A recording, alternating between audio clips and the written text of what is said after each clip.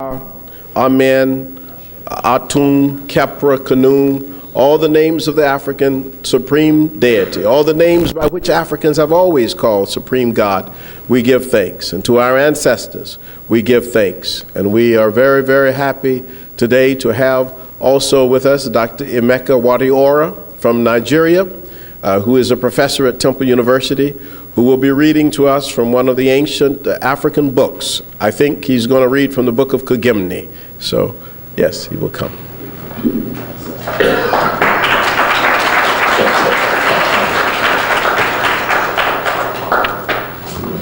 Hotep, brothers and sisters and elders, it pleases me to be here today. I'm delighted to be in the midst of great people like you.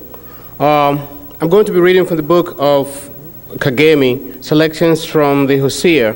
But before I do this, as is customary among my people back home, I need to seek the permission of the oldest person here to go ahead.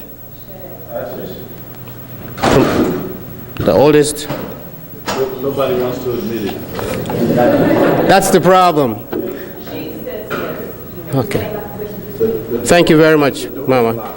Thank you. And here goes the reading. The modest is strong, and one who is true in word and just in deed is praised. Houses are open to the humble, and a wide seat is given to one who is gentle in speech and conduct. But sharp knives stand ready for the unrighteous intruder, for there is no entrance except for the righteous. Those who are blameless in matters of conduct, no words can prevail against them. And those who are self-mastered, the harsh are kinder to them than their own mothers. And all people become their servants. Let your name go forth then, while you yourself are silent, and you will be recognized and respected. Be not arrogant among your peers because of your strength, and beware of acting in such a way as to encourage opposition. For one knows not what will come to pass, or the things God will do to punish the evil. Thank you.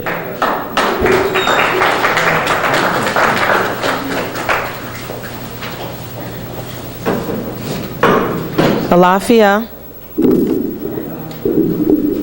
Hotep, Salamu alaikum rahmatullah.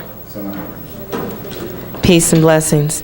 May I too have permission to speak from the elders that are in this room? Thank you, Mama. Ashe. My name is Zainabu Sapirwed Natasha Jones, and it gives me great honor as a student at Temple University under the tutelage of Dr. Molefi Asante to present him today as he speaks on a very informative topic and that's major to us as African people.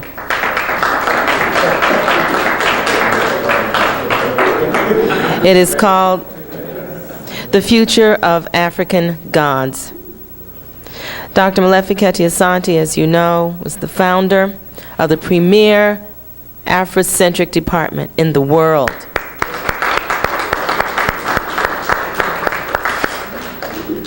Stephen Howe, who is not someone that we take as a friend, has entitled that he's labeled him as the Godfather.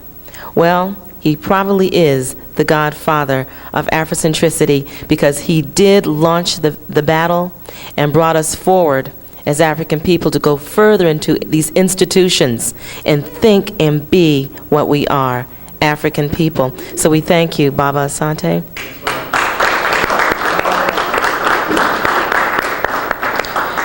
For over 10 years, he's chaired this department, and as far as I'm concerned, he's still the chair of this department. I bring to you, without further ado, our godfather, our mentor, our brother, our friend, Dr. Molefi Asante.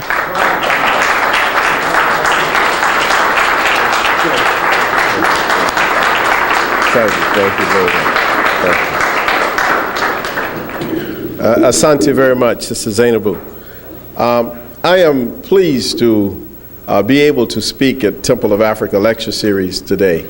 I wanted to just say one comment regarding what Sister Zainabu mentioned about Stephen Howe.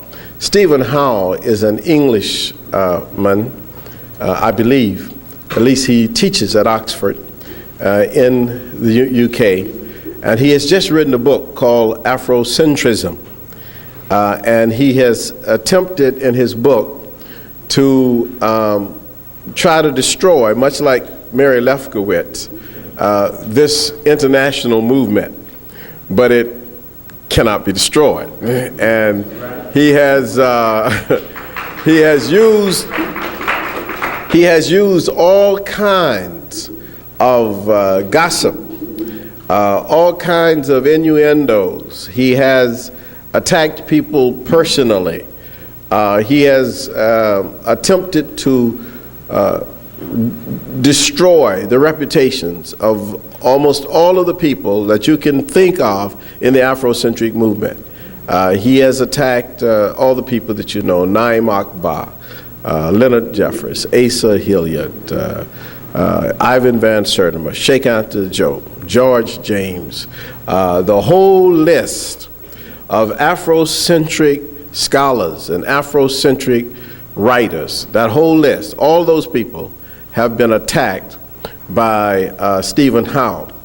His book, Afrocentrism, is sure to become one of the most talked about books perhaps over the next few months, because what will happen will be that Afrocentric writers and Afrocentric scholars will undoubtedly create an enormous amount of discussion regarding this work. I mean, this is in fact, it is my understanding that in Los Angeles last week, actually this weekend, there is a meeting by members of ASCAC to discuss Stephen Howe's attack and assault on the Afrocentric paradigm. I just want to alert you that I have just completed a manuscript on Stephen Howe and other people. And yesterday I talked to my publisher, Africa World Press, Mr. Kasahun Chikole, and I asked him if I delivered him the manuscript in 2 weeks, could we get it published in early spring? And he said, Molefi, I'll stop anything to have a manuscript from you. If the manuscript is completed by Tuesday, if I receive it Tuesday, I will take it with me to Paris, because I'm on my way to Paris. I'll read it on the plane, and when I get back, I'll ask you to put it in final shape.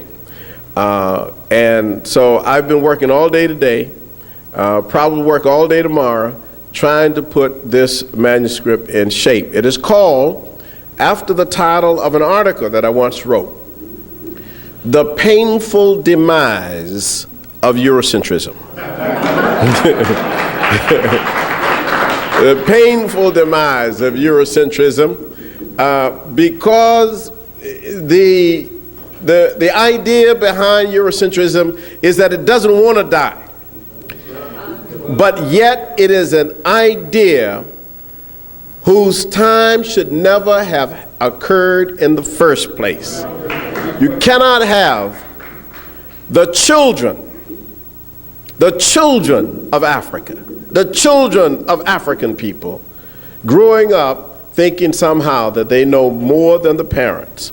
And this is precisely what it is, because all human beings originated on the continent of Africa, and in many instances, we know that many people have tried to reject that idea. But even last week here in Philadelphia, there was an article in the paper that the Chinese came from Africa. So, but we knew that anyway. I mean, where else could they have come from? All people came. And it may be very difficult to call these people children of Africa, particularly when we understand that to be a real child, you ought to follow the instructions of your parents, you know? And they have not done that. I also want to announce that we have for sale a few copies of a book by Dr. Teofilo Benga. This book is called African Philosophy in World History. And in fact, these are leftover copies from my class, and the publisher wants me to sell them. So if you're interested, Dr. Obenga, of course, has written quite a lot on ancient Africa and the relationship of ancient Africa to Greece. The books sell for $20, and you can certainly purchase them. Tonight, I am sharing with you an idea that was heavy on my soul, actually, for many months. And I spoke to this idea in Accra, Ghana, back in July, in a lecture that was shown on national TV in Ghana. And I'm very happy to say that Brother David Barnes is here, because he told me that he happened to be in a restaurant somewhere, and lo and behold, I came on TV in Ghana. So I'm really delighted that he's here. You will hear this the second time. All right. So it's very, very revealing, and because I think I've got some more ideas since that time. And the ideas were provocative, they say, but I'll tell you what my basic premise is. All civilizations, all people who claim to have civilization also base their civilizations on what now goes by the name religion. And this is an idea that some of our thinkers, like Yosef Ben Yakinen, indeed Maulana Karenga and others, have argued before. It is not a new idea. It's also an idea that now is having currency among some European thinkers and writers, that civilization is different from just the idea of specific cultures, that specific cultures may exist within larger civilizations, and these larger civilizations are held together by common ideas about the world. Take, for example, Europe. We speak of the European civilization, but in effect, to speak of Europe or to speak of European civilization, you're talking about many specific histories of Europe. There's a German history.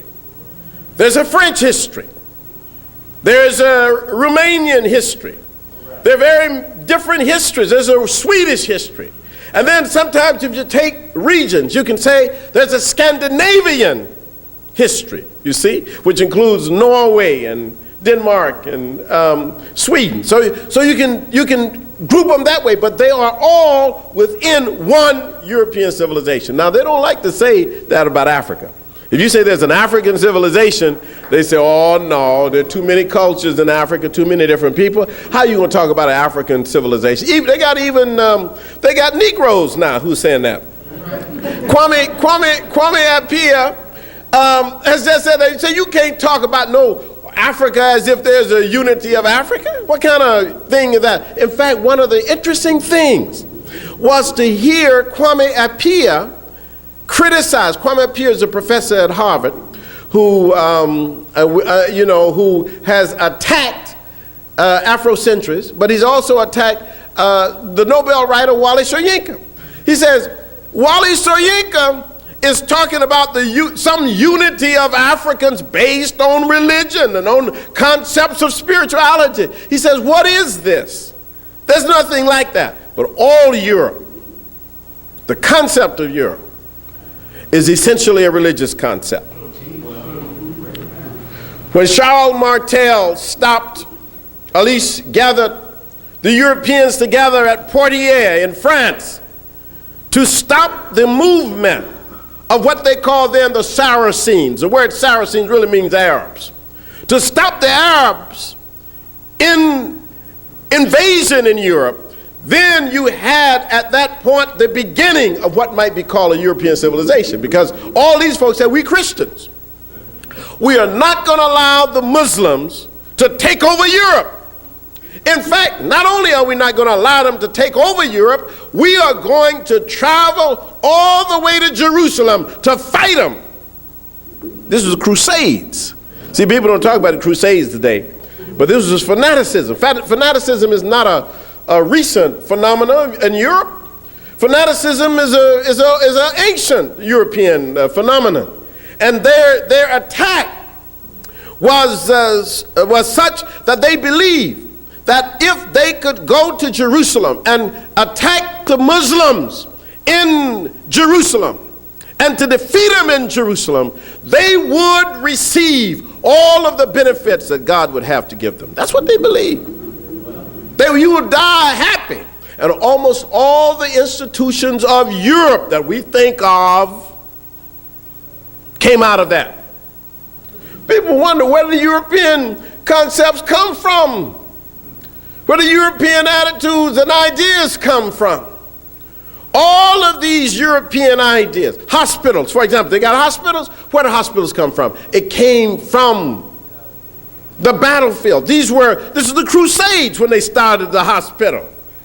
If we may have to let down some more of these seats, so some of you brothers may, who have been here before, who know how to do it, might have to ask them. It's a good sign that we're having so many people come. That's good. But these institutions, these were institutions that were battlefield institutions, and much of what Europe became and much of what Europe is a war economy. It's based on war. Their concept of what's good, war morality, military, martial morality. This is a European idea. So that even the notion, not only of hospitals, but the notions of how people protected each other and saved each other and how they cared for each other, all of these things were based on the warfare, and the Crusades were the very essence of it. The Crusades were fundamental. One lecture, maybe in the spring, I'll give you a whole lecture on Peter the Hermit and all those guys. I used to teach on this. The Crusades encapsulates the European ideas, not even at the Christian era, pre-Christian. It brings into play all of the mythical ideas of Wotan and Thor and all of those people, all those deities that they had. But we'll get into that, because sometimes we think that Europe has always been Christian. It has not always been Christian. In fact, many of the people who claim Christianity are right now still operating on pre-Christian ideas and attitudes. This is why we sometimes can't understand. People say to me all the time, I talk to Christians say, but the white folk ain't Christian. I said, well, they announce themselves as Christian just like you. But what they are saying to me is that they recognize there's something different about it. There must be something going on. And I'm telling you, what's going on is the mythical pre-Christian past of Europe. Is a different idea going on. And that idea is interacting with and conflicting with the various ideas that Europe has of itself now. So when I say civilization, and I'm talking about religion, I want you to understand that there are no people without traditions, and traditions are the lifeblood of a people. And a people who refuse to express its love and appreciation for its ancestors will die. Because in tradition, if you are not expressing your own traditions, you are expressing somebody else's.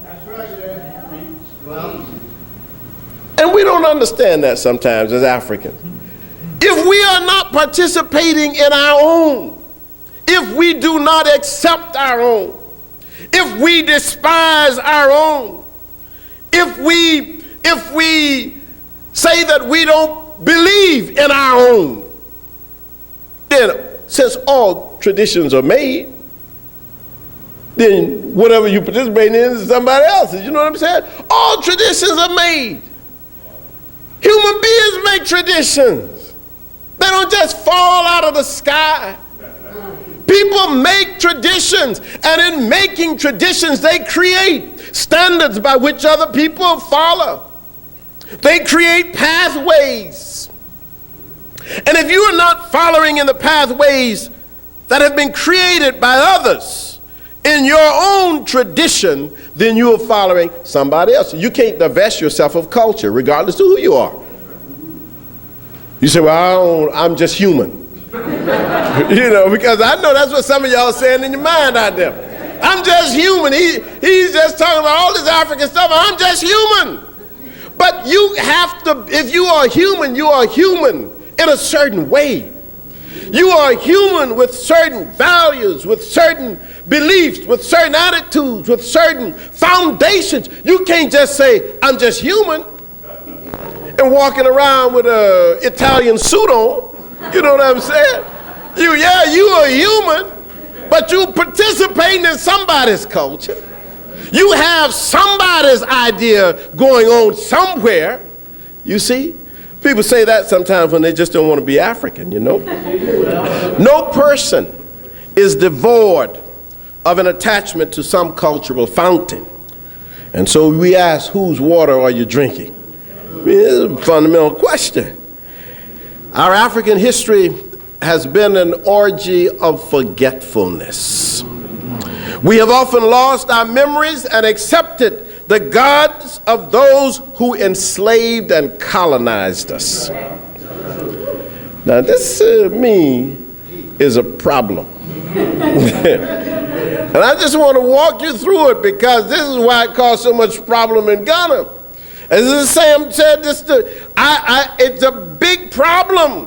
How? And I'll tell you exactly what I said. We have often embraced our enemies' gods, and we have found these gods to be anathema to our own interest. Now, I'll tell you something. You show me the gods we African people worship, and I will show you the extent of our moral and ethical decay. You just show me the God. I'm telling you, this is the problem. I stood in Gorée Island and went into the place where they held African people before they put us on ships to send us to the Americas. I went in and I saw this. And then across the road there's a church where these same people who held us worship in the church.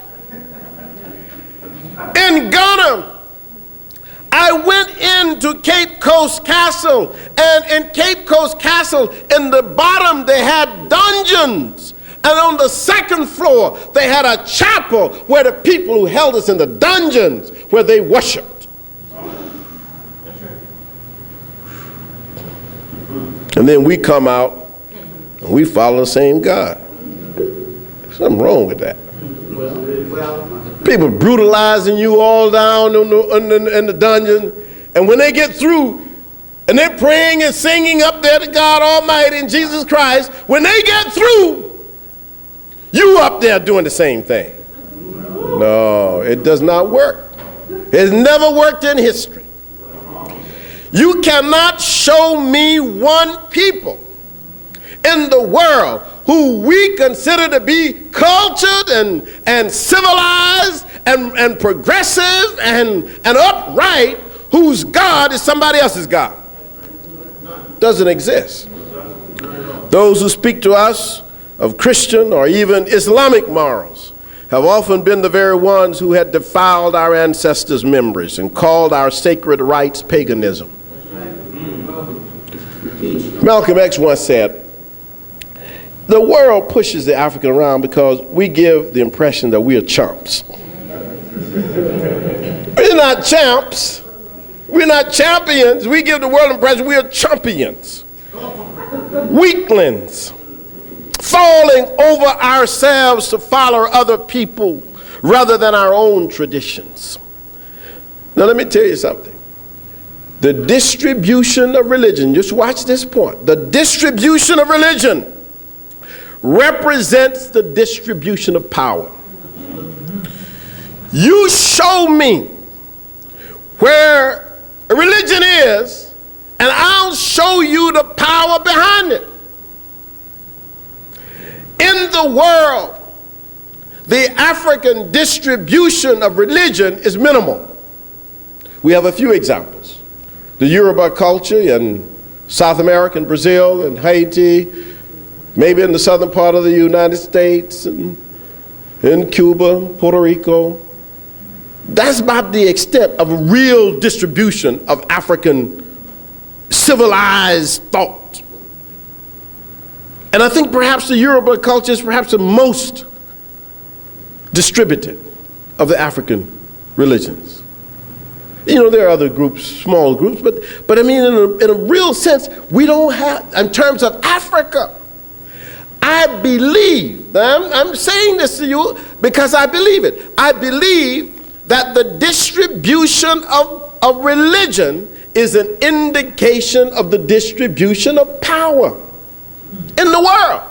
This is why Samuel Huntington, the Harvard professor, could say that the next clash in the world is not a clash between communism and capitalism. The next clash is between Islam and Christianity, because they are the two most dominant, distributed religions. And consequently, they are vying for power all over the earth. What are we going to be? We're going to go one way or the other way, because we don't have no way. You know what I'm saying? This is crazy. We become the contested territory, the contested pawns in this whole civilizational game that is being played out, because we have not expressed ourselves.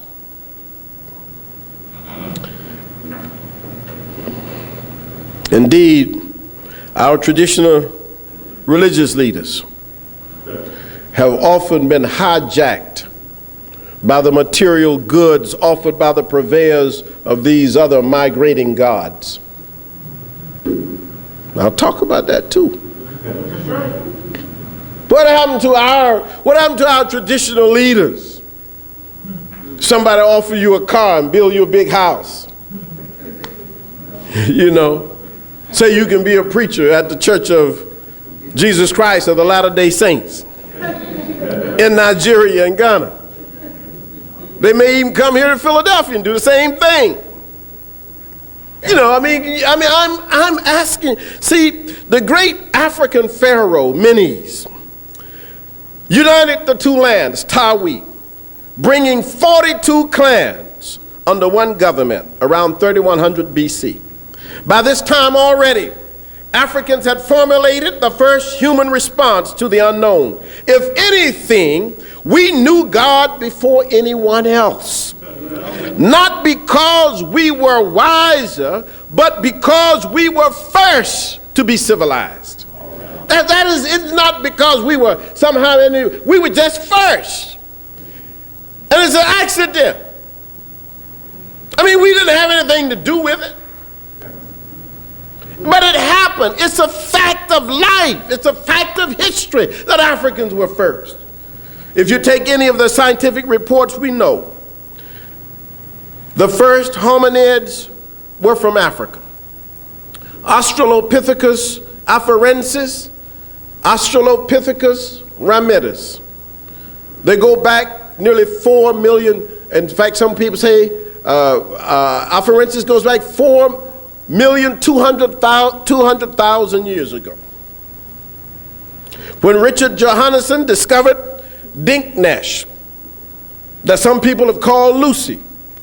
He claimed to have found the earliest example of a hominid in the world. This was in Ethiopia. And this is an interesting thing, because even if you come down from there and you say the first Homo sapiens sapiens were Africans from the Omo Valley. You're talking 200,000 years. Up until 75,000 years ago, all the humans in the world were black. All right. Up until 75,000 years ago. There was no differentiation then. The differentiation happened with the Europeans after the Verm Glacier period, when the Grimaldi migrated out of Africa into Europe. And the differentiation with the Asians happened later than that, maybe 10,000 years ago. So I'm saying to you that if you go to science, you have to ask yourself the question, didn't those early Africans formulate a response to the unknown? Of course they did. And they did it before anyone else. Our ancestors brought forth the first civilizations and gave the world the oldest cosmological explanations. Thus Ra manifested as Ptah, as Amen, as Atum, as Kepra, the many names of the one supreme created Shu and Tefnut, air and moisture, Geb and Nut, earth and sky. Then came Osar, Oset, Neb, Het, and Set. And you know the story of Osar being killed by his brother Set, and Oset putting him back together with the assistance of her sister Neb-Het and her son Heru, who avenged his father by killing Set, his uncle. This is a story of good over evil. It was first recorded in Africa. The purpose was to create Ma'at, balance, harmony, justice, righteousness, truth, reciprocity, and order. These are the key concepts in any ethical system. And the fact that they emerged first in Africa suggests that other ideas related to these ideas found their way into the very practices and beliefs of our people throughout the continent. The deliberate attempt by the Europeans to separate Africans from the classical civilizations of the Nile is one of the biggest falsifications in history. Sheikh Anta Diop said that. Only when we are able to reclaim our history can we see the origins of many religions and the many religious ideas of Africans. This is what Ben Yakinen wrote. Dr. Ben Yakinen wrote this some time ago. This is what John Henry Clark has often said. The whole idea is that the deification of history is what religion is about. The making sacred of your own road, your own way. This is why if you, look, why do you think the Muslims turn their head to Mecca? Why is Mecca any more sacred than New York? Why is it any more spiritual than Lake Bosomtri in Ghana? Why is it more spiritual than Enugu? What makes Mecca different? Because the Arabs see their history there. It's a deification of their history. It's making sacred the characters and personalities out of that history. Why do you think the Yoruba people honor Oduduwa? What do they see in Ili Ife? It is because religion is a deification of ancestors. It's the making sacred of your own places. And all people who are people do that. If you ain't a people, you won't do it. You go follow somebody else because you don't have one. You know what I'm saying? You know what I'm saying? This is a problem. And it's a particular problem of Africans here in the diaspora. This is why Maulana Karinga worked so hard for 30-some years to try to talk about reconstructing culture. Because it's fundamental. People can't even, you don't even know what's right. This is why we scared sometimes of our young people. Because they don't come out of the same, we don't know what culture they come out of. You know what I'm saying? You don't know how to respond. If people came out of the same culture, you would know what to anticipate. You would have some sense of value. You would know what the standards would be. But we don't know what the standards are. Everybody's everything. You're anything you want to be. You can be nothing if you want to be, you know. This is a whole different idea. This is not the African idea. It wasn't the African way. People operated on a certain system and a certain frame with a frame of reference. So when we talk about religion as the deification of history, of culture, the making sacred of your own ancestors, then you understand how the Jews are able to tell you about Abraham and Moses. You understand why Jerusalem becomes so important in their mythology. And you also understand how a Jewish scholar could be on TV with Reverend Lowry. Used to be from the Southern Christian Leadership Conference, and how Reverend Lowry, when he was on that show, quoted from the book of Isaiah. And he said, they were discussing Palestine and Israel. And Reverend Lowry says, Isaiah, the prophet Isaiah said, you ought to turn your swords into plowshares. Something like that. Y'all know the verse, right? And the Jewish guy looked at Reverend Lowry. Y'all know Reverend Lowry, right?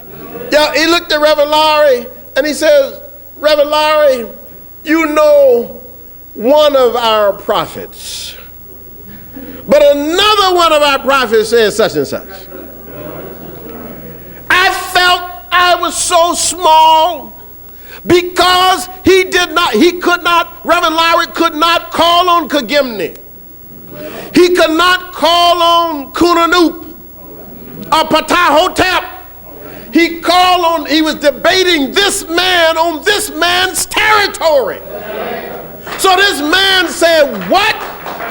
He says, you quote Isaiah, but Jeremiah said. You know, so I'm saying to you that the problem, as I see it, in my mind is that we African people, we have not yet understood what's ours. And so that's part of the confusion. In the ancient time, the name of Egypt was Kemet.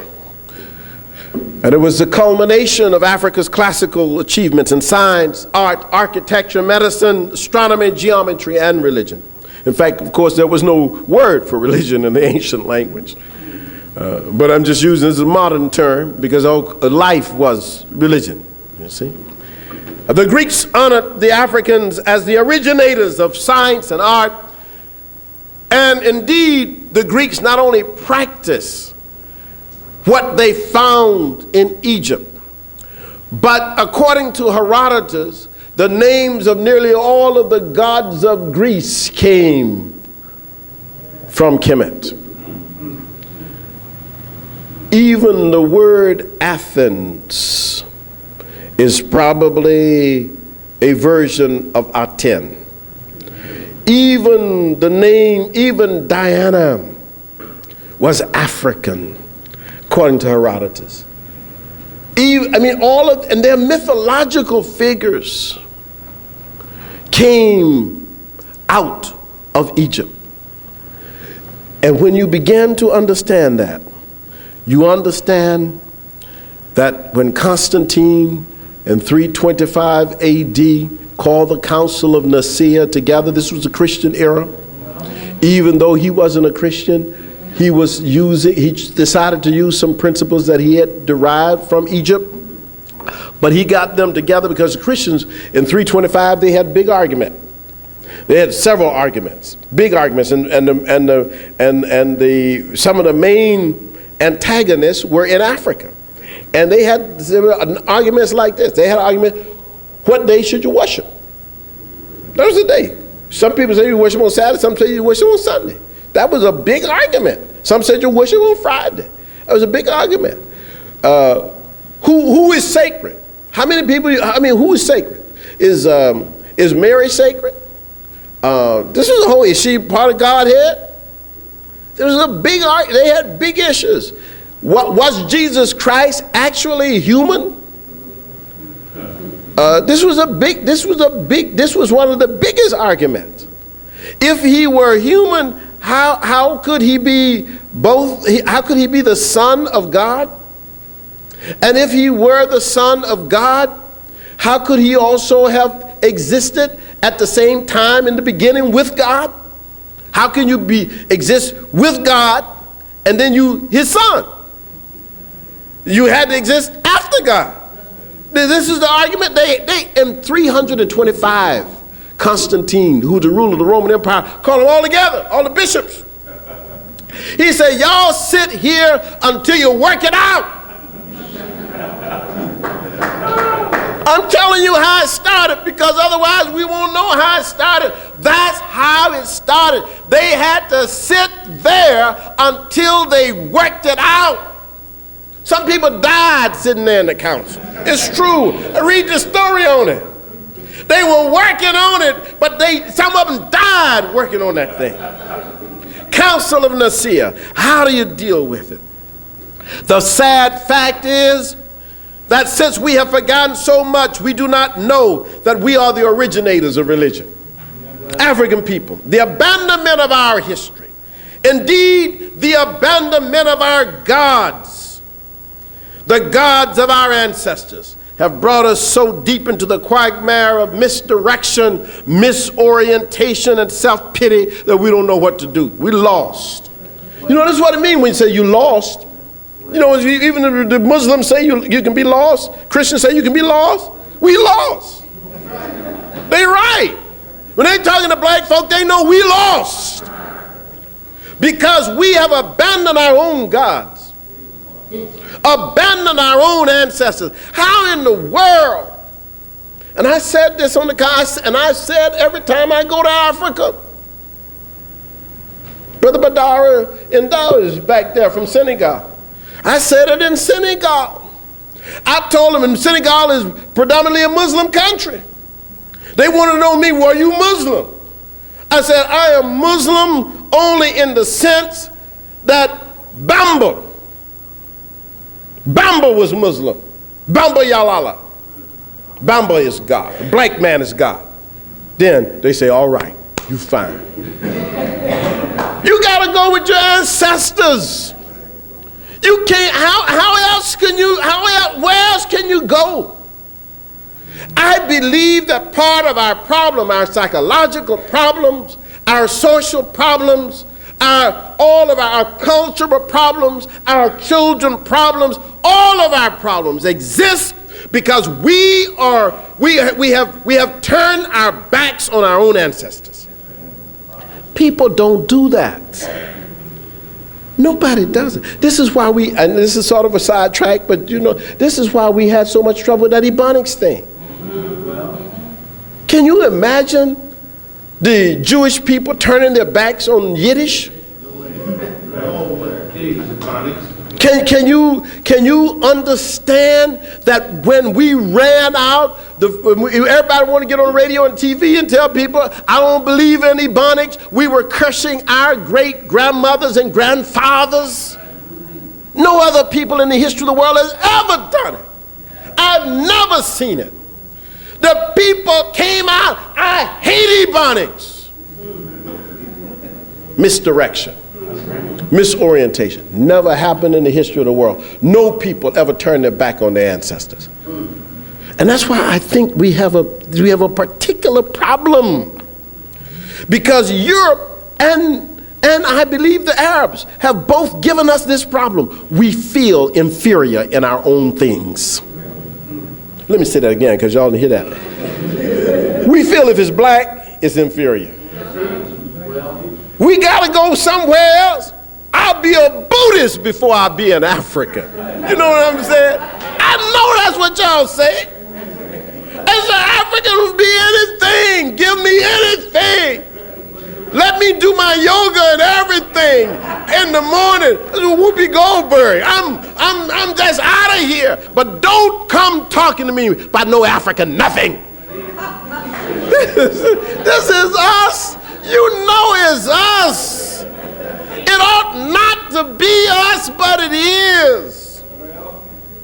These are the problems. And these problems sit right at the heart of our difficulties. We often hear our own people talking about, well, you know, we never could do such and such, and we never did such. I've never heard. I've met Chinese people, Japanese people. I've never heard them curse their ancestors. I've never heard anyone call Confucius a pagan. I've never heard them say Lao Tzu was somehow uncivilized and primitive. They don't talk about their people like that. We have allowed Europe to infiltrate our brains. And so because of that, we understand that we can't even create out of our own traditions. I mean, you know the beautiful thing about tradition is that if you have a tradition, you ought to be able to create out of it. And we're beginning to do, I think that, consciousness is coming. But it's slow, but it's coming. I'm an optimist. But to be able to create out of your own tradition, you know how powerful we would be? And to create it proudly, it is true. I've said it. I've heard others say it. Until we have African presidents, African prime ministers standing in public and praying to an African God without shame, we will always be considered second-class people. You see, what would be any more pagan if we looked at things that are barbaric and pagan than the wanton, willful destruction by Europe of the native peoples in this country? How could white men pray to a God on the second floor of the slave dungeon and that not be considered pagan? What kind of religion denied our humanity? At the same time, they were raping our women, brutalizing our children, and demanding our wealth and our souls. It is true that the idea of Christian names or Muslim names promotes and advances those cultures. Let me say that again. You remember what I said about the distribution of religion and power, right? Because the distribution, look at this. This is a key element. The distribution of my influence, my power over you is to get you to believe and accept my way. If I give you my names, if I give you my dress, then I hope that in time I'll have your brain. That's the philosophy behind it. You see, I want to say this because you must understand there's nothing wrong with African gods. And I'll get to that in a minute. Don't let people say, and this is what Apia just said this. See, I'm thinking about what Apia just said. No, I'm sorry, it's not Apia, it's Kwasi Weridu. He said, we should not be talking about African gods because African gods have not served us well. Now, this is an interesting line of thinking. And you know why it's an interesting line of thinking? Because what it reveals is the dominance of the militaristic, martial type of religious distribution. See, African traditions were very clear. If I were a Zulu, then I would not go to my Shona neighbor and say, you have to practice Zulu. I'm Zulu, you're Shona, we both believe in Almighty God, fine. No problem. If I'm Igbo and Chuck Wu is the name of the supreme God for me, that's fine. I don't have to go over to the Akan people and say, you shouldn't have Nyame as the supreme name. It's fine. It is only with Europe and only with the Arab culture do we have aggressive, imperialistic religions. See, and that idea that somehow, because we were not imperialistic, we didn't take anybody over, that our God failed, that's not true. God never fails. And our God never failed either. What happened was that we abandoned our God. This is the Africa, we the one went away. And we were so weak that we were the ones who were taken by the brain. I'm not talking about physical, I'm talking about the brain. We were taken by the brain.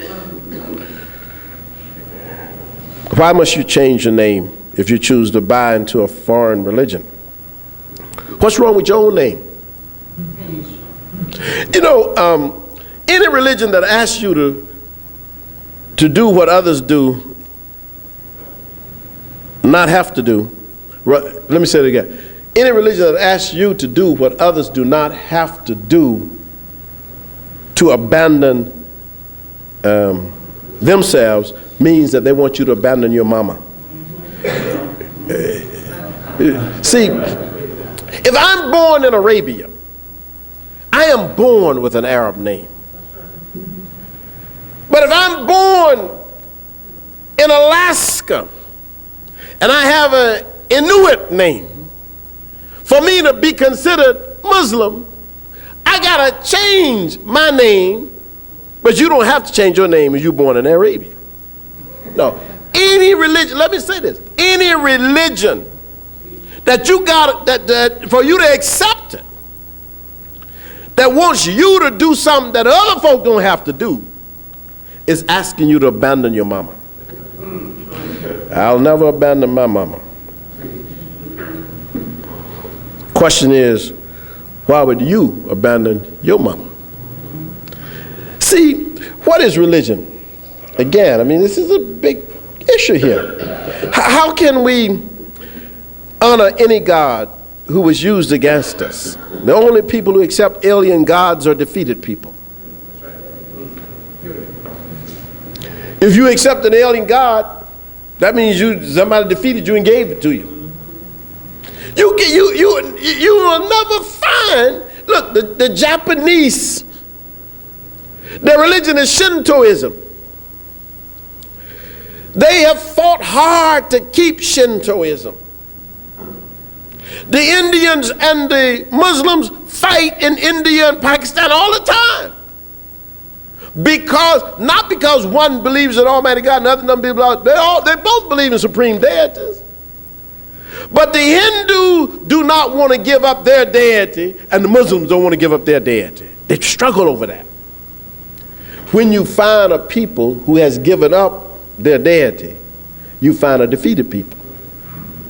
People don't do that willingly. So when you look around and you ask why, and not just in the diaspora. On the African continent, you see it all over the place. You go to Ghana and Ghana's gone. It's gone. We're gonna have a big struggle, and we may have lost it already because we just waking up. We lost. Nigeria is gone. It's gone. And the point of the matter is that Mecca, Rome, or Jerusalem are no more sacred than the sacred sites of the African people. They are no more sacred. People make them sacred. People, Fabono was talking about it the other day. See, you activate things. Things are not, it's just like I was telling someone at the Church of God in Christ. They asked me to come and speak at the Church of God in Christ. Can you believe that? Church of God in Christ is deep, but the brother was courageous. The minister was very courageous. So he said, he talked to him a little bit before and said, look now, I said, yeah, I know, we'll be okay. But I said, this book, this is Obenga's book. But this book, if it were the Holy Bible, we call it the Holy Bible, it is the Bible. It doesn't say inside the Holy Bible, but we wrote on the Holy Bible. It was the Bible, right?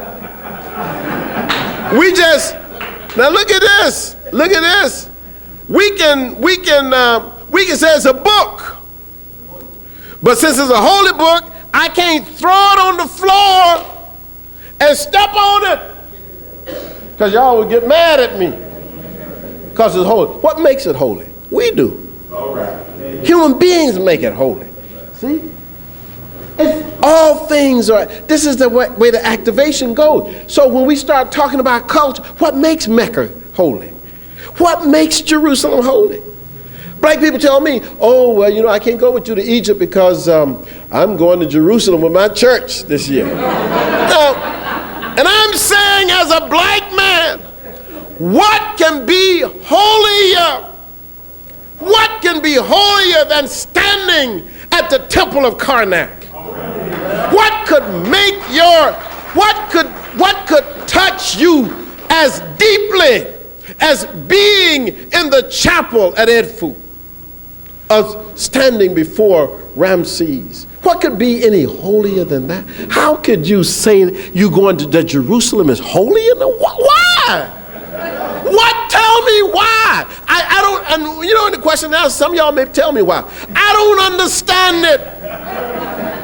From an African point of view, here is a civilization that existed thousands of years before Jerusalem was ever born. Thousands of years before Mecca. And it's yours. Your people built it. They erected the greatest temples in the world. And you standing there saying to me, I want to go to Mecca. You black man or black woman out of your mind. This is not correct. This doesn't make any sense. It does not, to me, it does not make sense. This is a problem. It's a problem that I think in the last 500 years we have. We didn't have it before 500 years ago. You know that? This is a minor problem. This is a little twist in the road here. But we got to get back to the real thing. Look at this. There in Africa, I believe that, and Huntington had argued this, he said there's 6 major civilizations in the world. He said there's the Chinese civilization, the Japanese civilization, the Orthodox Christian civilization, meaning by that, the Slavics and the Greeks and so on, the Hindu civilization, the Western Christian civilization, and the Islamic civilization. He said those are the 6 major civilizations in the world. Not an African anywhere. And his book is called The Clash of Civilizations. He says that each one of these civilizations, the Chinese, the Japanese, the Orthodox, the Hindu, the Western Christian, and the Islamic, these are major. Now he said there's some other civilizations, but they're not major yet. Now, like for the Jewish civilization, it's a civilization. But there's no African civilization that comes to his mind. Each of the 6 major civilizations has what he calls a vanguard nation that defends the civilization. The Russian nation defends the Orthodox tradition. The United States defend the Western Christians. The India defends Hindu civilization. They attack you on that. Don't deal with that, you see. Every civilization in the world has a vanguard nation. Always when I look at these books, I always look at the index, what they say about us.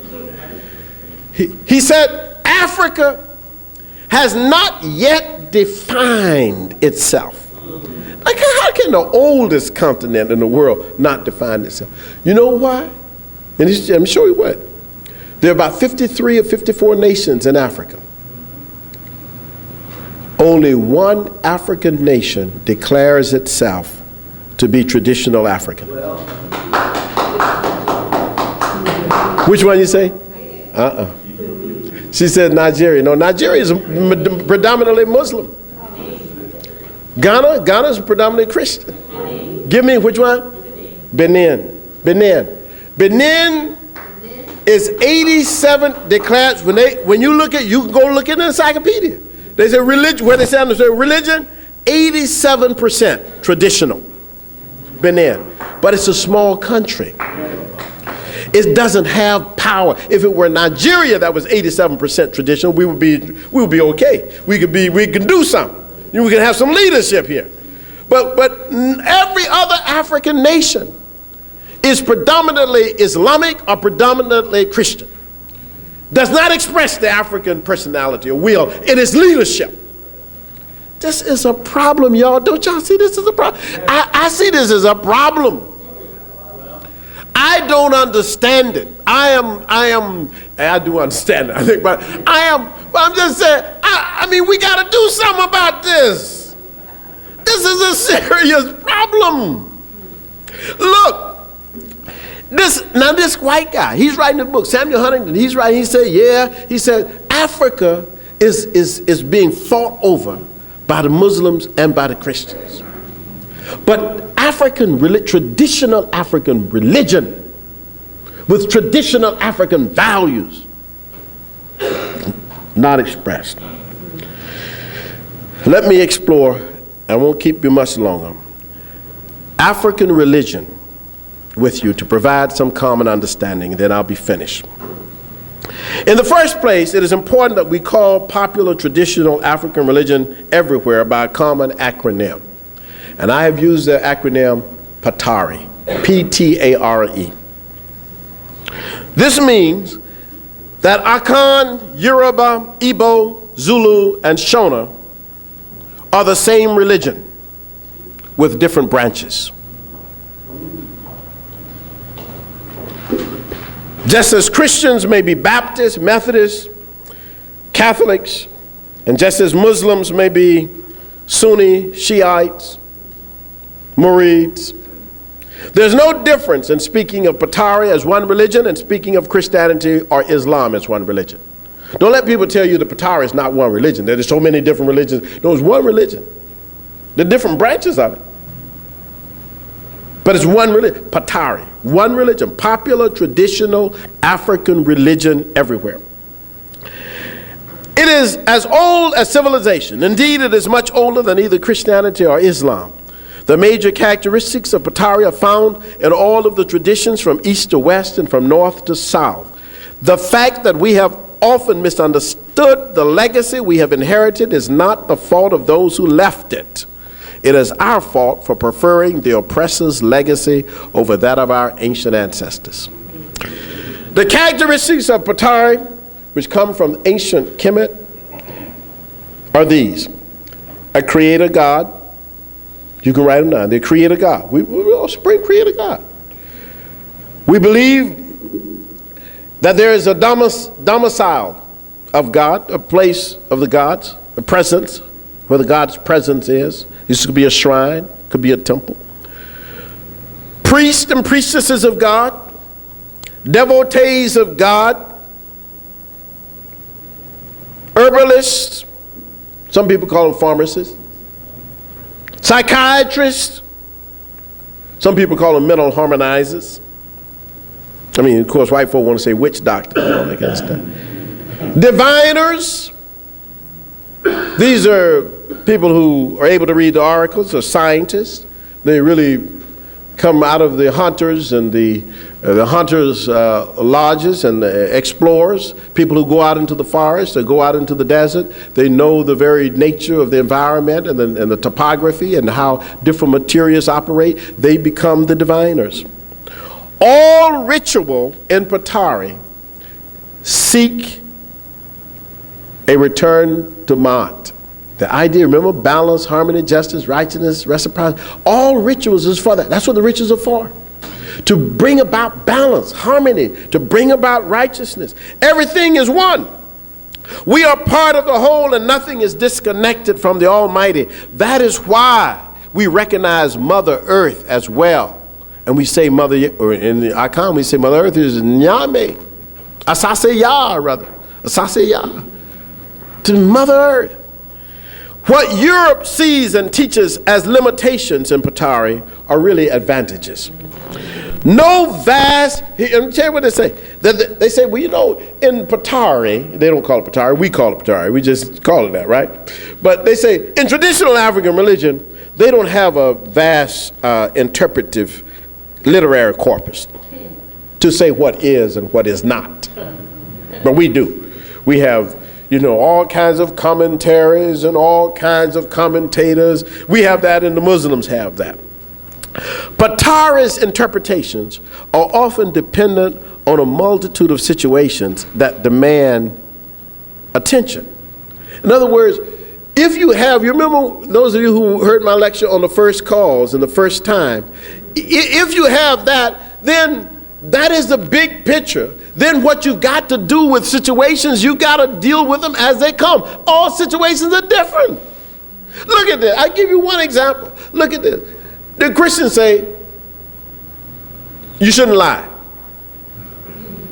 I'm not talking about Clinton. I know the first thing y'all did. First thing you did. But the Christians say you shouldn't lie. And yet, you have other people who problematize this issue of lying. That there's some good lies, there's some bad lies, black lies, white lies. I mean, so they began to, in the traditional African religion, people say each situation depends, you got a situation here. A guy runs in here and he says to us, look, there are 5 guys out there, they're going to shoot me. Can you hide me behind that table over there and tell them I'm not in here? The first thing I'll do is tell him he ain't in here. That's my religion allows me to do that. But your religion say you lying. You want the man killed. This is because I'm telling you that you don't, because when they say we don't have a literary corpus, it was a reason that the ancestors didn't have a literary corpus. And the reason was their wisdom was such that they recognized that there would be so many different situations that would call on all the wisdom of the elders. You sit down and work. This is why people say we talk all the time. You go to Africa and one issue, I've seen this, one issue in the Akan court could consume half a day. I'm telling you, the man was supposed, when he killed the animal when he was hunting, he was supposed to give the first part of it to the king, and he didn't give it to the king, so they had to have meat. And they talked for half a day to resolve that issue. And the issue could be resolved one way today and another way the next year, depending on the situation. That's the wisest way to deal. You write something down, thou shalt not lie. Where? Under what circumstance? This is the notion of, this is the notion that somehow human beings can be perfect. But the Africans knew that. Even the ancient Egyptians knew that. That's why they didn't say you're working toward perfection. This is why they never have a concept of guilt. There was nothing like that. because they understood that in the end of life, your good must outweigh your bad. That's the best thing. They understood that. And they could tell who was bad and who was good. But it's based on your life, your lived condition. That was the African way. Look, they say that we have no concentration on the material manifestation of God's house. In other words, the Africans don't have big, pretty churches, big, pretty mosques. We don't have big, pretty shrines. So that's a problem. But of course, they're wrong on that in the sense that, see, all temples started as shrines. And from the shrine place, people built other edifices. But what people argue in Africa is that all buildings should have some kind of significance. You can just build just to be building. And then in the end, as they say in Benin, and I like this, because ultimately it was the highest form, it was really what the Egyptians were trying to get to, is what Benin has. Look at this. See, if you go, why do you think Egypt built the largest temples in the world? In fact, Karnak Temple, today, even the ruins of Karnak is the largest religious site ever built in the world. There's no, St. Peter's Cathedral can be placed on the grounds of Karnak 5 times. That's how big it was. It's huge. It's extensive. Chapels and temples all over the place. That's Karnak. They used to have 3,000 priests. You know why they built it so large? They were trying to do what Benin, what the priests in Benin will tell you today.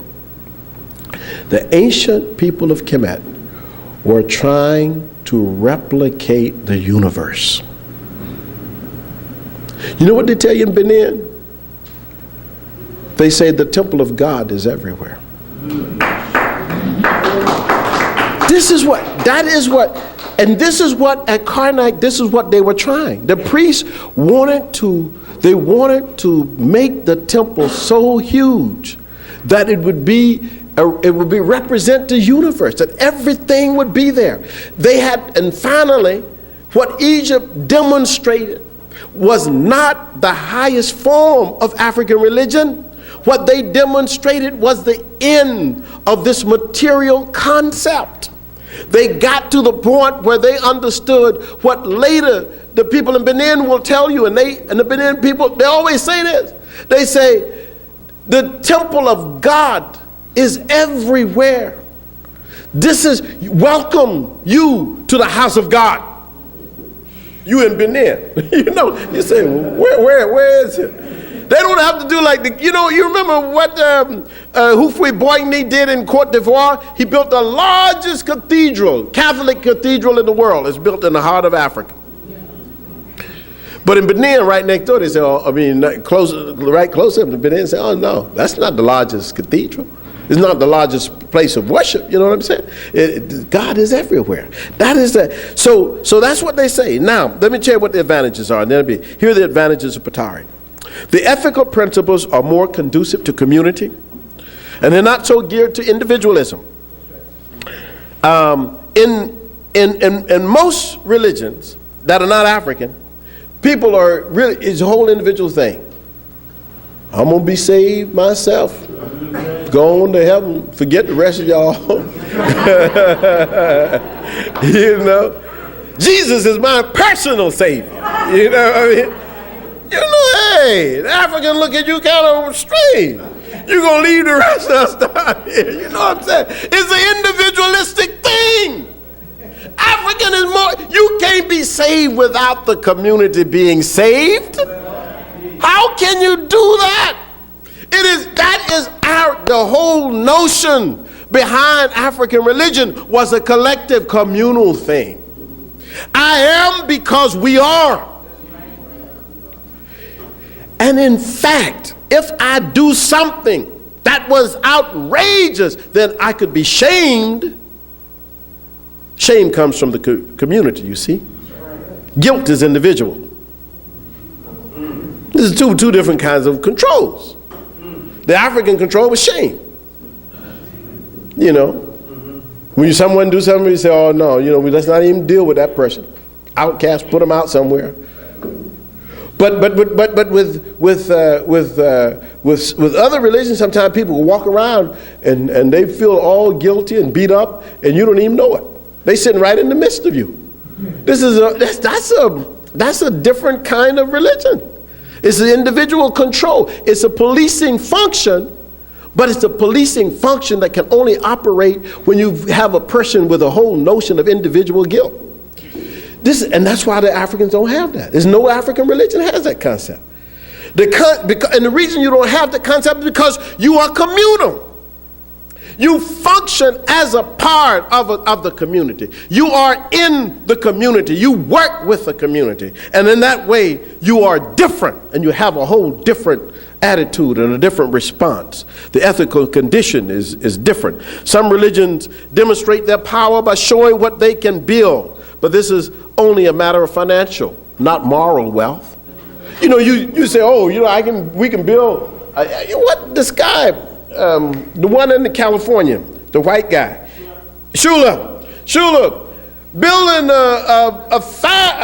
some $1 million not only drive-in church, but now he's just all kinds of stuff, and now in fact he has a whole wall that he says will be for capitalist Christians.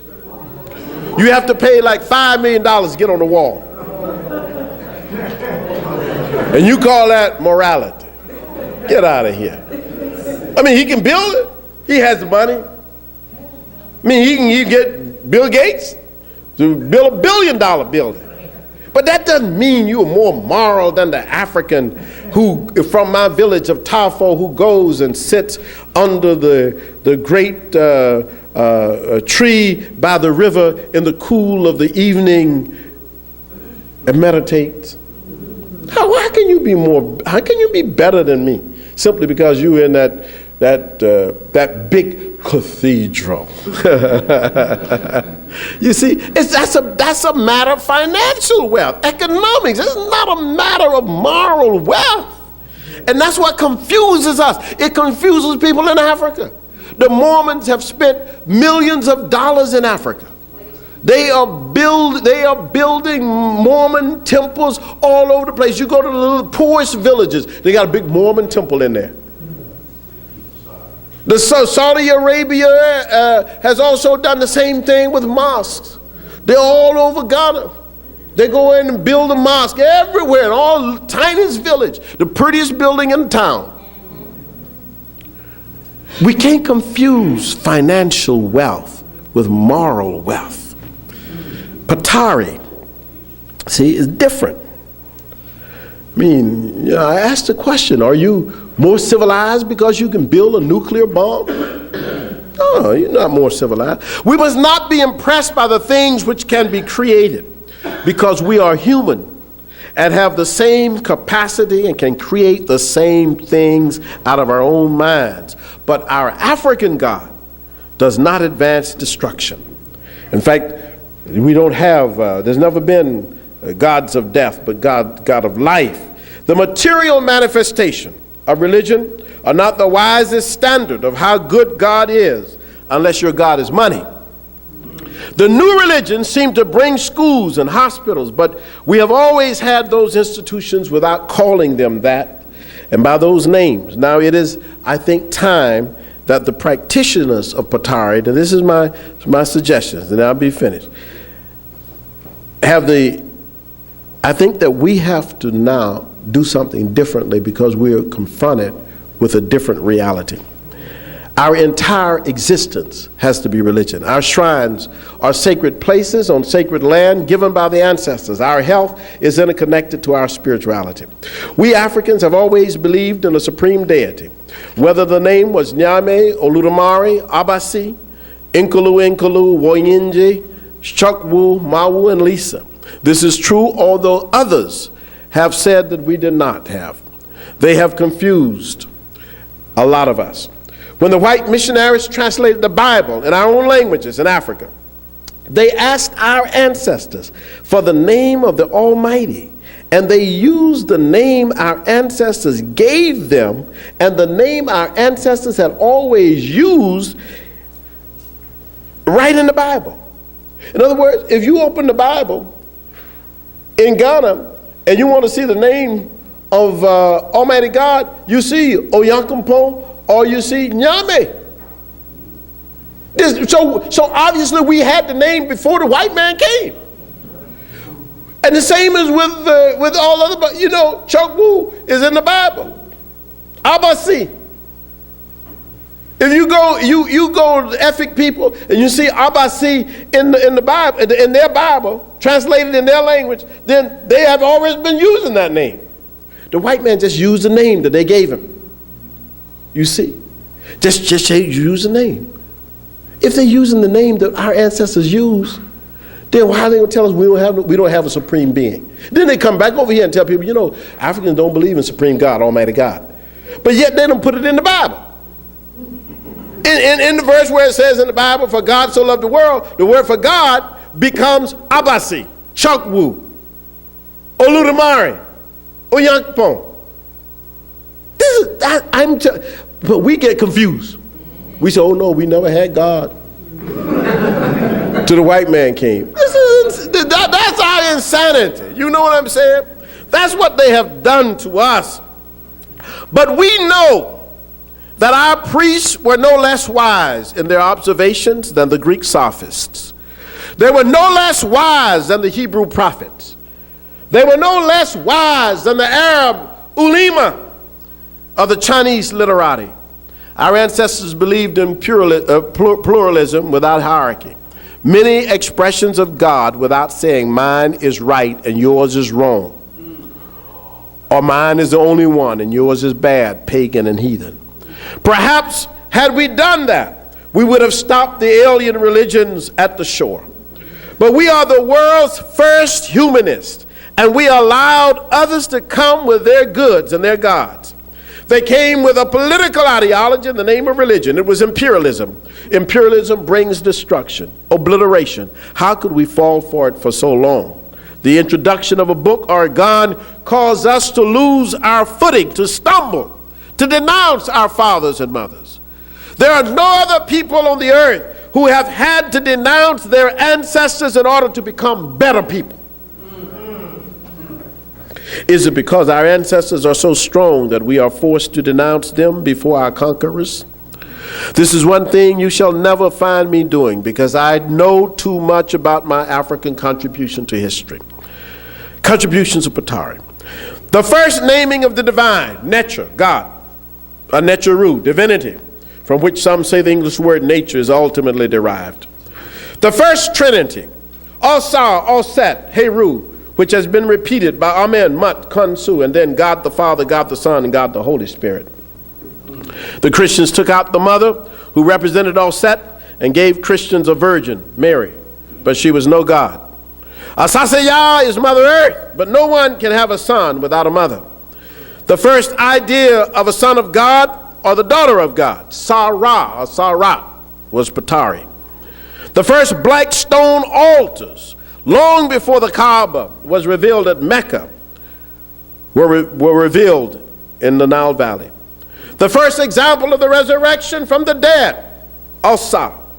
This is also where we find that the Neb-Unk, the Lord of Life, was not a sarcophagus, that is, not a flesh eater, but something that spoke of life. The Neb-Unk, the sarcophagus, was the basket of life. That's right, the Lord of Life, you see. The name of God, Amen, now used by others in their prayers. Patari gave that to the world. Amen. People say, Amen, you see. The idea that your good should outweigh your evil, that your soul should be lighter than a feather, that perfection is not what is sought after, but overwhelming goodness. The complementarity of males and females, different roles but not subjugation. Mau and Lisa, male and female, Osa and Oset, complementarity. The first records of ancestors' wisdom, the books of Ptahhotep, Kagimni, Dwaf, and so on. The idea of heaven and earth, Nut and Geb. Oset is called the Lady of Heaven. Here in Africa, And on that continent, in Africa, we have prayed to God longer than any other continent. When the pyramids were finished, Europe had given the world not one organized civilization. Even Asia was just stirring. Africans made the contribution, made the idea of the beautiful and the good one word, Nefer. In fact, most African languages, the name for the good and the beautiful is one, Nefer. Patari gave the world its first ethical system, Mat. The idea of eternal life, Ankh Nehe, was African. Eternal life, life forever, is repeated over and over and over again in the wisdom, the philosophy and the sacred texts of the ancient Egyptians. The first libations, offerings, the first burning of incense as ritual forms was African. The 10 Commandments were preceded by the 42 Confessions in the Egyptian so-called Book of the Dead, the book more accurately called the Book of the Coming Forth by Day. Patari gave us the idea of the collective and communal salvation rather than a rampant individualism. Now what's the future? It's the future. All futures are made by human beings. But they must begin with consciousness, which precedes Afrocentricity. See, we can't, I always say consciousness precedes unity, but before you can be Afrocentric, you have to first be conscious. You got to know. That's why we have these Temple of Africa lectures. You should bring everybody. We should all be here. That's the power of it, you see. And as I have always explained, the Temple of Africa itself will emerge out of these lectures, because we will begin to teach from the ancient texts. Because we need to go back and just look at our ancient texts and deal with the ancient texts. The Wolof in Senegal, a Mande people, say wood may remain in water for 10 years, but it will never become a crocodile. In Africa, I must tell you that we African people, we live by tried and true values, and if we continue to do this, it's a credit to our God. Almost all of the disarray of African people can be traced to the disruption of the traditional religion. In fact, you can go to all the countries, you find that that's the problem. We are the children of the supreme God, sustained by our ancestral connections, formed to glorify the best values of Mat, encouraged to assume responsibility for each other in a community of consciousness. Failure to do this is a deviation, an abomination, and we can only reconnect through rites of ablution, making, doing, sacrificing time, money, energy in the name and the interest of Africa. The concept of the gift is the idea, not what we give, but the concept of gift. This may change. I mean, of course, given education, science, sensibility, scarcity, and so on, but we need to sacrifice for Africa. But our God must not be one of exploitation, egocentrism, conservatism, and westernization. If so, we shall all go to hell. If we do not, as African people, do what we need to do in the name of Yah Asante, then we can never be the hope of the hopeless. If we cannot find our way, then I fear the prospects of the world, because Africa holds the key to the humanity of the earth. But when we rise up and throw off the vestiges of our mental enslavement, there shall be rejoicing among all of the ancient ancestors, and they will say, rejoice. Let the gods of Africa rejoice. Thank you.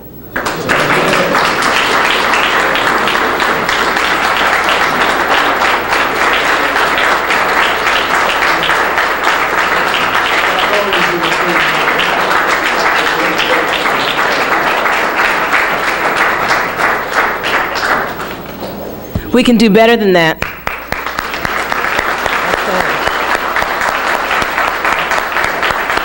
You're clapping also for yourselves. Ashe, ashe. Please, before you leave, we are going to have a Q&A, question and answer, because I believe that's needed. A lot of us need more clarification of ideas, concepts that Dr. Asante has raised and put on this table before us. I would like to, again, remind you that we are renting this space at Finletter School, and we do need your help in continuing to be able to do so. We also, of course, our hope and our goal is to eventually have a space for ourselves for the Temple of Africa. And our space means everyone in this room is part of the Temple of Africa and represents what Dr. Asante just so well expressed today. I'd also like to remind you it's $5 donation, but any more that you can give, we don't have a plate to pass, but I'm going to ask that Sister Stephanie Yarborough and Brother Aaron, if one take each side and collect any of the donations that these brothers and sisters may have for us today. It would be very much appreciative. And while they're doing that, I'd like to remind you again of the 10th annual Sheikh Anta Job Conference that is coming out October 11th, 12th, and 13th, which will be held at the Holiday Inn on Independence Mall. Thank you very much. We have time probably for just a few questions because our time. Yes, your brother, what do we? Yeah, I was just thinking or trying to think back to at least 8,000 BC. And I have never seen a people who, once having come to our consciousness, who didn't do exactly what everybody else has done, like Islam, Christianity.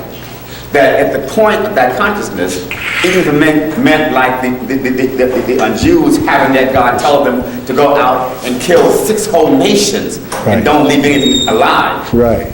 At that point in time, as they come conscious, they do it. So that every people at this point in our history do that. Yes, I appreciate that comment. It was a very powerful and deep comment that at the point of consciousness, every people have always done it. And I think, my brother, that when we go back and we look at the fact that at least in the diaspora, because I want to make 2 things clear, that in the diaspora, we have lost a lot, but we're returning. I don't want to leave the impression that in the African continent there are no practitioners of Patari, because there are.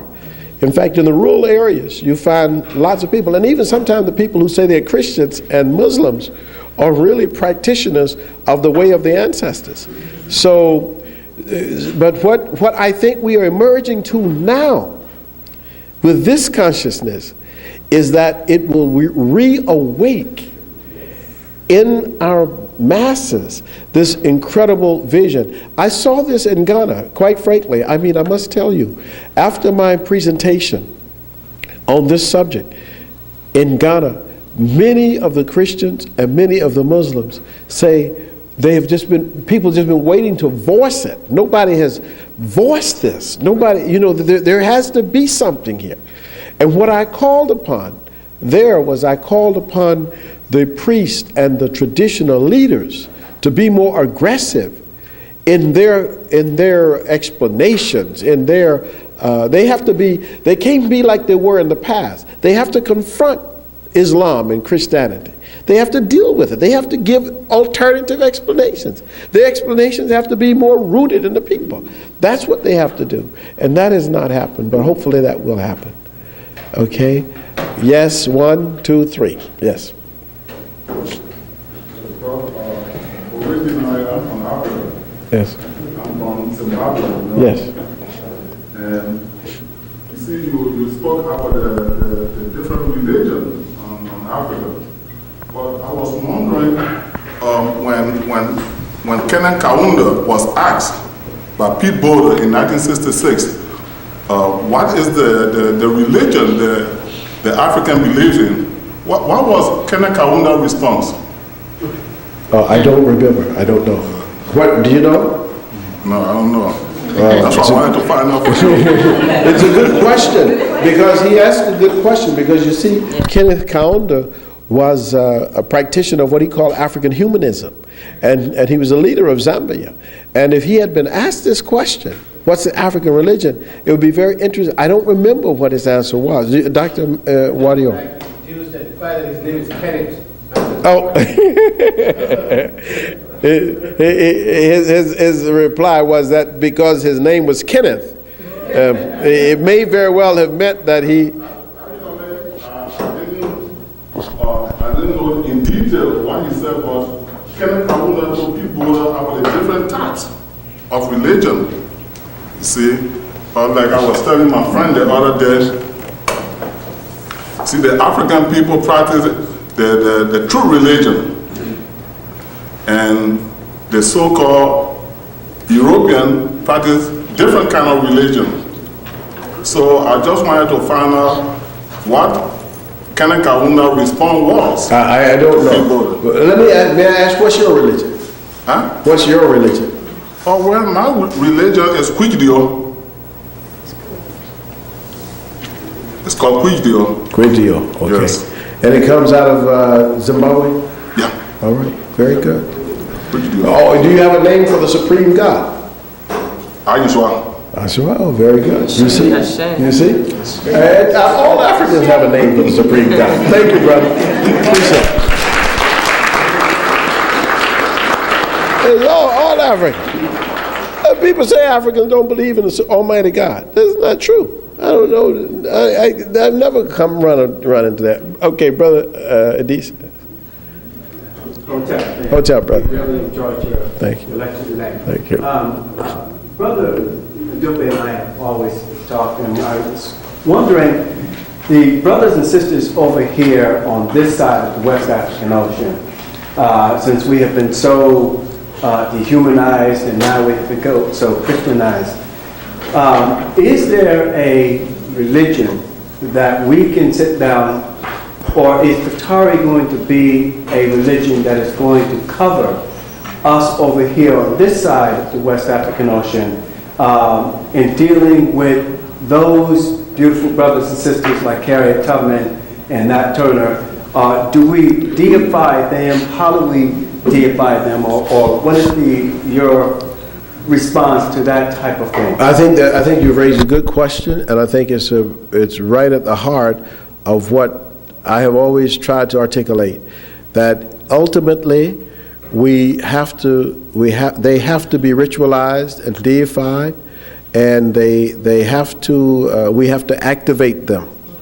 And I think that I think it's coming. I think we're almost at that point. I know a few years ago, there's a brother who was sort of like a, if I can use this, he was sort of like a, he was a Yoruba priest, but he came to consciousness about the diaspora, and did a very special ceremony for Marcus Garvey to make him a part of the Orisha, Brother Matahochi in Milwaukee. And that was because he understood that at some point that had to be done on this side. And that's what Brother Modupe was talking about coming to consciousness. I think as we come to consciousness, then the ancestral realm expands, but it has to include the diaspora. You got to, I mean, and I think perhaps our problem is that we're very young as a people. The Igbo are old people. The Yoruba are old people. People in Zimbabwe are old people. They've been there. They've all those traditions are already established. And we just have not come to that place, but we will. Okay, Brother Leo. In Samuel Harrington's book, how did he see the Africans in regards to technology, the scientific movement? Did he mention that at all? This is the book by Huntington, Samuel Huntington. Yes, Huntington. He didn't, I don't remember him mentioning about technology, but you know, Joel Kotkin, in his book called Tribes, does get into that discussion about the fact that Africans were not involved as the 21st century people. I mean, you remember Kotkin's argument that there would be, he said that I think there are 3 groups or 5 groups that are ready: British, the Hindus, the Japanese, the Chinese, and the Jews. I think he said those 5 were ready for the 21st century. Everybody else is not ready.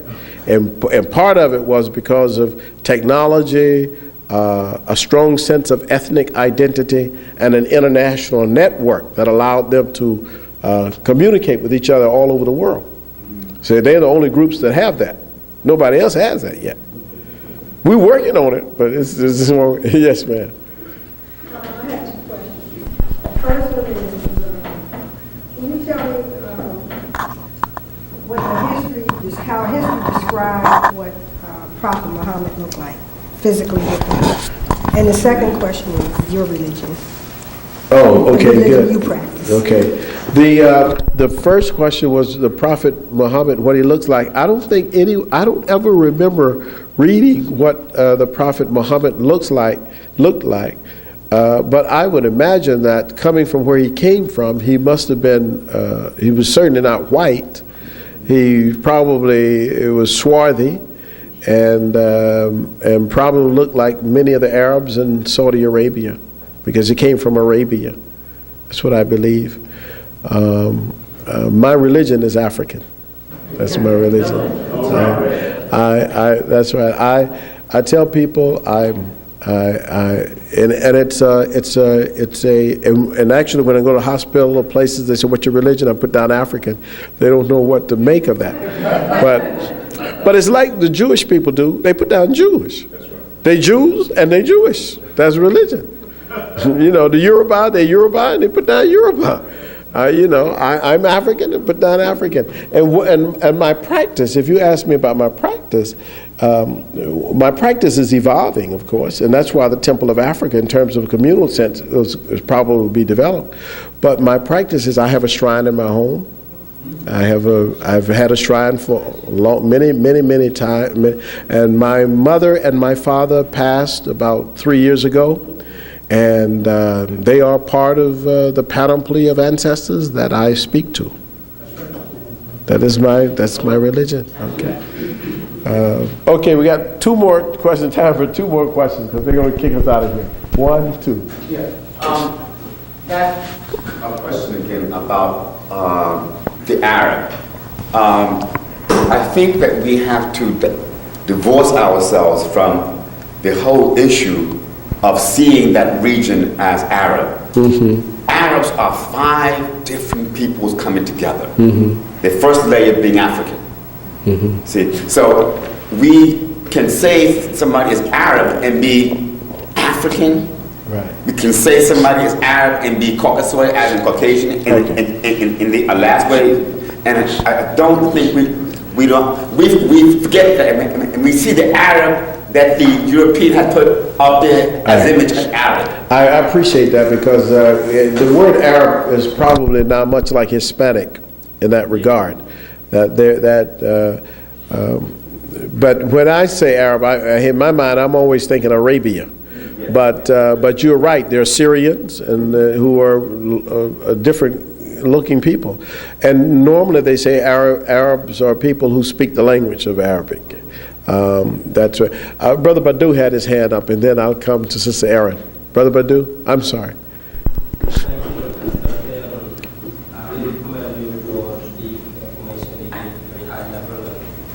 We expect you also to do more in the continent of Africa, because when Diop was saying that by the end of the century, Africans at home and Africans in the diaspora have to link in all levels.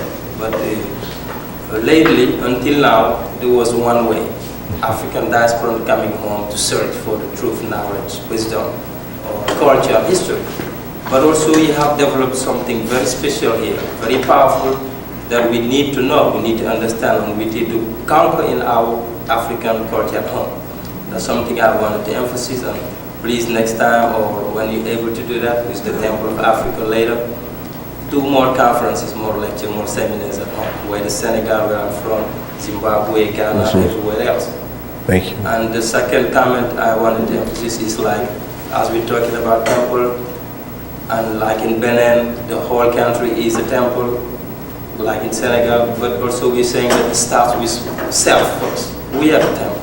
Like the Murid people you're mentioning, when we meet, it's like a temple meet another temple. So you pray to the temple, like this, like the Muslim, they go down. So you go to your temple, and they go down to you. And that's the same way you carry yourself. Watch what you eat, watch what you drink, because you do not carry your shoes at the temple. Just like back in the centuries we did in ancient Egypt. You cannot drink at the temple or be soiled, like dirty. So individually, we are temples. Got to watch ourselves clean, eat well, drink well, sleep well, rest well, exercise well. So we carry ourselves strong. And then one temple is one temple, we all be strong temple. All right. Thank you, brother. All right, thank you. Thank you. Sister Aaron Moore. Dr. Asante, thank you very much for the lecture. Thank you. My question is, although I know a little bit about Metaventure, why your choice of the word Patari to describe all of African religion as opposed to anything else? That's a good question. Well, I thought that as an acronym, because I said popular, traditional, African, everywhere, I thought as an acronym it was pretty close to Patah. You know, and so that was my thinking, was that it sounded very much like a traditional African word, Patari. So that's why it is. But I want to thank you very much for coming. We have, I'm sorry, just one? Just want to know when's the next session? Yes, the next session is October the 17th, and it will be right here, Dr. Mazama from Guadeloupe originally, but who is a professor who is really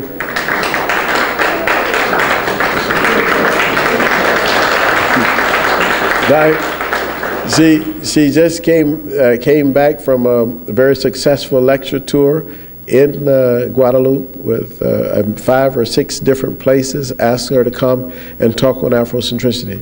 Sister is a very strong Afrocentrist and will bring us a very, very powerful lecture dealing with the whole question of the Afrocentric imperative and how food is a cultural and a psychological item. So this is going to be very, very good. The DIOP conference is going to be on October the 11th, 12th, and 13th at the Holiday Inn at 4th and Arch. And by all means, please come to that. Then we have Dr. Leonard Jeffries coming after that in November. We want to have Sister Zainabu to say one few words, and then we will have, we do have, if you want copies of Dr. Obenga's books, Dr. Obenga's books are $20 and you can have them. Is that it? I just want to announce the African Way, announce the community. Thank you very much.